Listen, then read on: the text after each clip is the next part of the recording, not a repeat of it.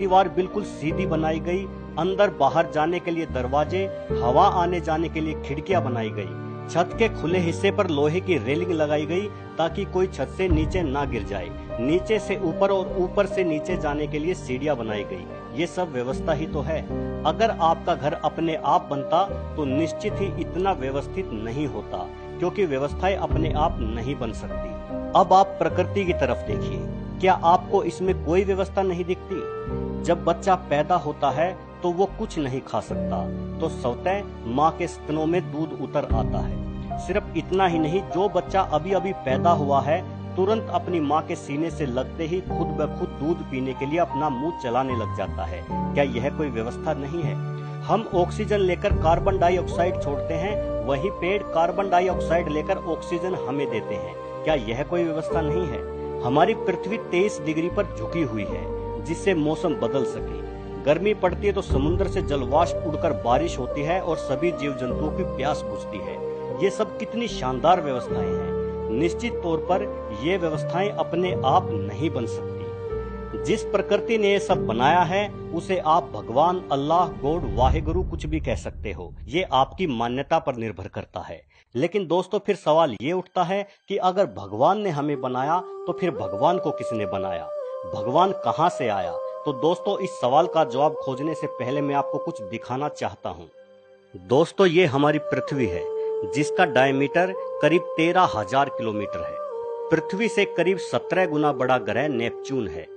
हमारे सौरमंडल का एक और ग्रह शनि हमारी पृथ्वी से करीब 760 गुना बड़ा है। उसके बाद आप बृहस्पति को देखिए, ये हमारे सौरमंडल का सबसे बड़ा ग्रह है। ये इतना बड़ा है कि इसमें एक साथ 1300 पृथ्वी समा सकती है। इसके बाद आता है सूर्य, ये हमारे सौरमंडल का तारा है और इसमें समा सकती हैं 1,30,000 पृथ्वी। है ना हमारा सूर्य बहुत बड़ा? लेकिन अगर आप सूर्य की तुलना सीरियस नामक तारे से करें तो आपको सूर्य भी छोटा दिखाई देगा। लेकिन सीरियस सबसे बड़ा तारा नहीं है, उससे भी बड़ा है पोलक्स। लेकिन ब्रह्मांड में पोलक्स से भी बड़ा तारा मौजूद है आर्कट्रस, परंतु उससे भी बड़ा है एल्डेबरान, और एल्डेबरान से भी बड़ा तारा है जिसका नाम राइजल रखा गया है। लेकिन अंत यही नहीं है दोस्तों, राइजल से भी बड़ा तारा जो हाइपर जाइंट की श्रेणी में आता है वो है पिस्टल स्टार, और ये सिलसिला ऐसे ही चलता रहता है।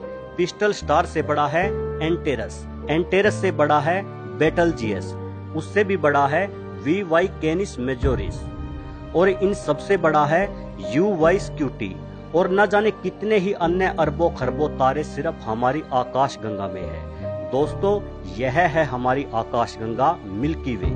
यहाँ से आप देखोगे तो आपको अपनी पृथ्वी लाख गुना जूम करने पर भी दिखाई नहीं देगी। पर दोस्तों, अभी बात खत्म नहीं होती, ये तो बस शुरुआत है। ऐसी ही न जाने कितनी ही आकाश गंगाएं जिनमें अरबों खरबों तारे, सूर्य, ग्रह सब समाये हुए हैं।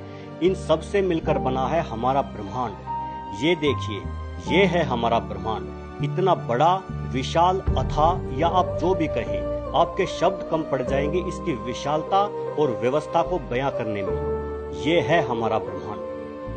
खैर दोस्तों, अब हम फिर से उसी बात पर आते हैं कि अगर भगवान ने हमें बनाया तो फिर भगवान को किसने बनाया? तो दोस्तों, इसका जवाब देना नामुमकिन है, लेकिन फिर भी जवाब बड़ा सीधा है। दोस्तों, अगर आप गधे को ये समझाओगे कि थॉमस एडिसन ने बल्ब कैसे बनाया तो वो नहीं समझ पाएगा।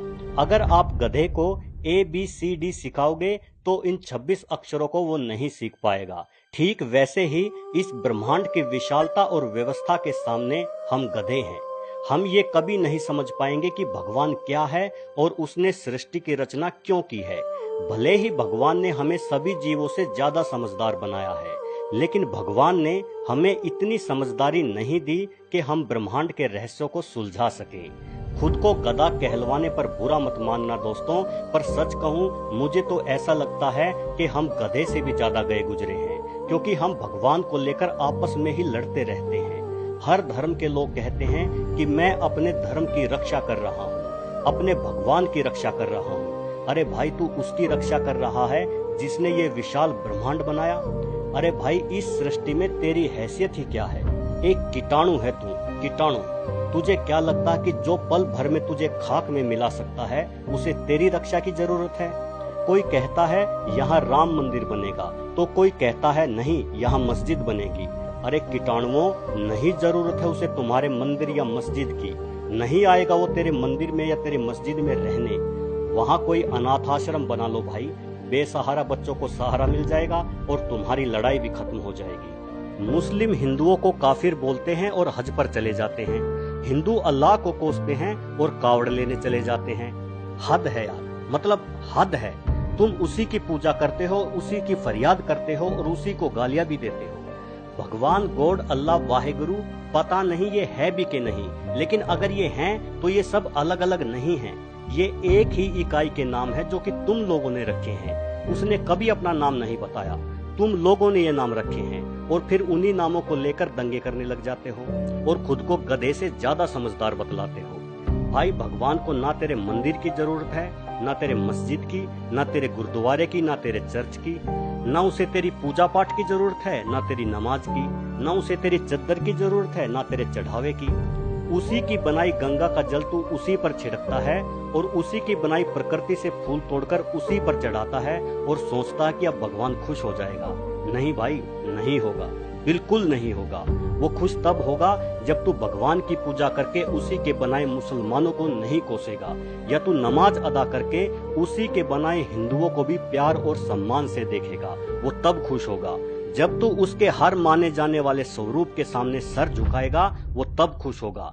फिर चाहे वो स्वरूप अल्लाह का हो, चाहे भगवान का हो, चाहे वाहेगुरु का हो, चाहे गॉड का हो, क्योंकि भले ही वो स्वरूप इंसानों की कल्पना हो, लेकिन है तो उस परमात्मा को याद करने का जरिया ही।